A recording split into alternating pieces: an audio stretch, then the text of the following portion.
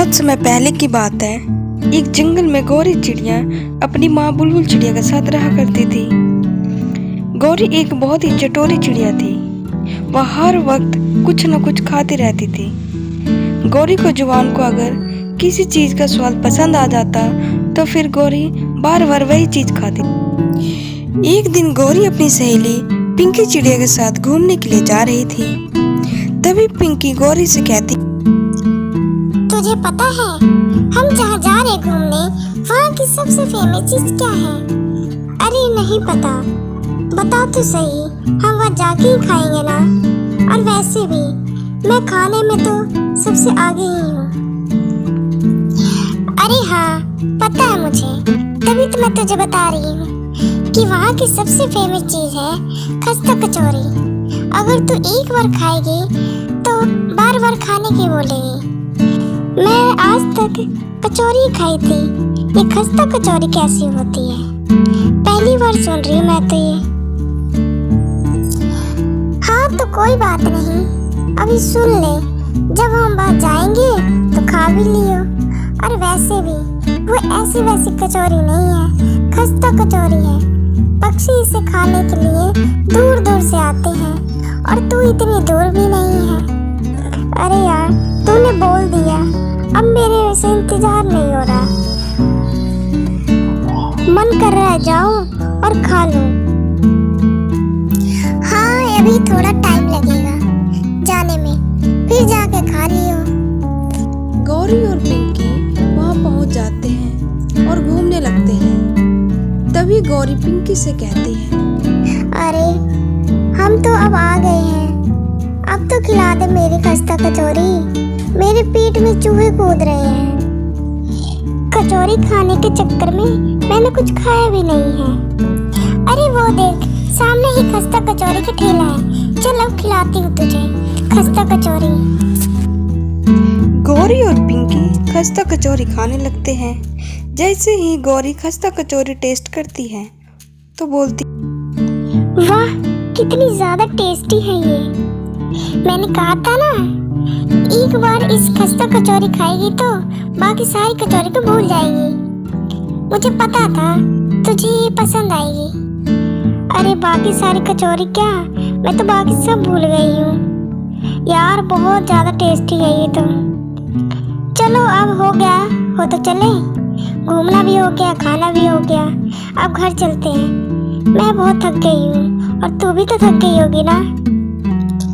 बस थोड़ी सी और खा लूं खस्ता कचौरी, फिर चलते हैं ना।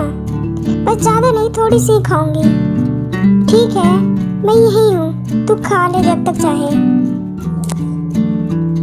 गौरी खस्ता कचौरी खाने लगती है और एक एक करके बहुत सारी खस्ता कचौरी खा लेती है।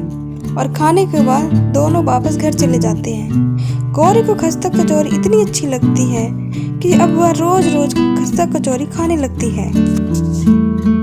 कुछ दिन बाद वह वहीं से खस्ता कचौरी लेकर घर आती है और घर में बैठकर आराम से खा रही होती है। तभी उसकी माँ बुलबुल आती है और गौरी को इसे खस्ता कचौरी खाता देखकर कहती है, अरे बेटी अकेले अकेले खा रही है, ला मैं भी खा लूँ थोड़ा। नहीं मैं नहीं दूँ कचौरी, मैं इतनी दूर से लेकर आई हूँ और मैं आपको दे दूँ क्या? आप भी थोड़ी सी बची है, इतनी सारी तो है, एक आधी मैं ले लूंगी तो खत्म नहीं हो जाएगी। ला दे मैं भी तो खाऊं तेरी खस्ता कचौरी। आज तक मैं सुना है खाई नहीं है, ला खाकर देखूं। क्या माँ आप भी बच्चों की तरह कर रही हो? आपको खानी है तो मैं आपके लिए भी मंगवा देती हूँ, लेकिन मेरे से मत मांगो। मैं जा रही हूँ अपने कमरे में, वहीं चैन से खाऊंगी मैं, नहीं तो मुझे यहाँ कोई ना कोई डिस्टर्ब करता रहेगा। इतना बोलकर गौरी अपने कमरे में चली जाती है और वहाँ खस्ता कचौरी खाने लगती है। गौरी खस्ता कचौरी इतनी ज्यादा खाने लगी थी कि जिसकी कोई सीमा नहीं थी। कुछ दिन बाद गौरी के घर बबलू कबूतर अपनी माँ भूरी के साथ आता है और बुलबुल से भूरी कबूतर कहती है, नमस्ते बहन जी, मुझे मेरे एक दूर के रिश्तेदार ने बताया था, मैं आपके घर अपनी बेटी का रिश्ता लेकर आई हूँ। लेकिन अचानक ऐसे कैसे? हम तो आपको जानते भी नहीं हैं और इतनी जल्दी शादी के लिए कैसे भी कुछ बोल सकते हैं।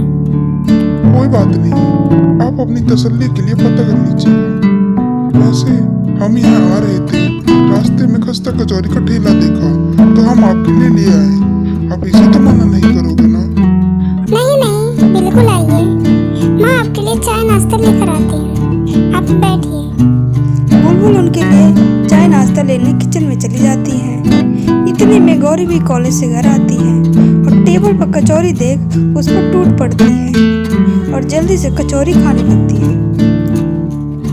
तब तक बुलबुल भी सबके लिए चाय लेकर आती है और वह गौरी को ऐसा कचौरी खाता देख बोलती है, बेटी ये मेहमानों के लिए है, उनके लिए भी कुछ रख दे, ये सब खुद ही खा जाएगी। ला इधर, मैं सबके लिए लेकर आती हूँ। नहीं माँ, आपको पता है ना, मैं खस्ता कचौरी किसी से भी शेयर नहीं करती, तो आप मुझे इसे शेयर करने के लिए क्यों बोल रही है? क्योंकि ये मैं नहीं, ये लोग लाए हैं, पहले सबको देने दे, फिर खा लियो। नहीं नहीं, मैं नहीं दूंगी खस्ता कचौरी, घर मेरा है तो कचौरी भी मेरी है और मैं नहीं दे रही एक भी कचौरी। कोई बात नहीं बहन जी, खाने दीजिए। हाँ कोई नहीं आंटी जी, आप दे दीजिए। लगता है आपकी बेटी खस्ता कचौरी की फैन है। हाँ, इसको बहुत पसंद है खस्ता कचौरी। वैसे यही है मेरी बेटी, जिसके लिए अब रिश्ता मांगने आए हैं। आपको कैसी लगी मेरी बेटी? हम तो रिश्तेदार के बोलने पर आ गए थे आपकी बेटी को देखने, लेकिन अब तो ये लगता है थोड़ा सोच लिए ही बेहतर होगा, क्योंकि आपकी बेटी को तो खस्ता कचौरी के आगे कुछ दिखता ही नहीं है। मेरा बेटा क्या खाक दिखेगा? कोई बात नहीं, आप थोड़ा सोच लीजिए फिर बता देना। नहीं, यहाँ तो कुछ सोचने की जरूरत ही नहीं है बहन जी, आपकी बेटी तो बहुत अच्छी है, लेकिन मेरी बेटी के लायक नहीं, मुझे माफ करिएगा।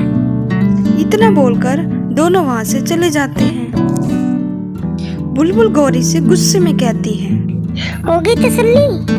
ये नहीं दिखाई देता है क्या कि घर में कोई आया है? थोड़ा तो सब्र कर लेती, जानवरों की तरह टूट पड़ी। अब इसमें भी मेरी गलती है क्या?